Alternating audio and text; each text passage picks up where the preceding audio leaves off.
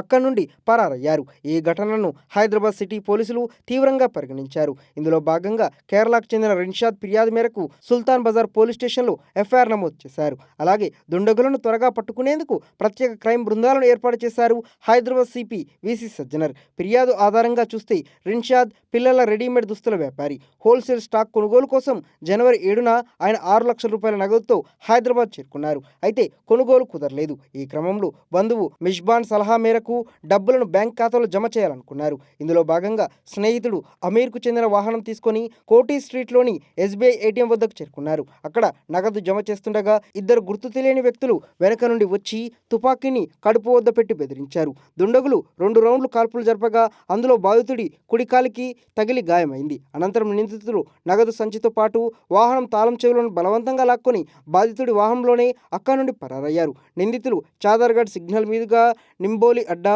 కాచిగూడ వైపు వెళ్ళినట్లు దర్యాప్తు అధికారులు గుర్తించారు. అక్కడ వాహనాన్ని వదిలివేసి దుస్తులు మార్చుకొని కాచిగూడ చౌరస్తా వైపు కాలినడకన పారిపోయినట్లు ప్రాథమిక విచారణలో తేలింది. పరారీలో ఉన్న నిందితులను పట్టుకోవడానికి ప్రత్యేక బృందాలు సీసీటీవీ దృశ్యాలను విశ్లేషించడం, సాంకేతిక ఆధారాలను సేకరించడం వంటివి చేస్తున్నారు.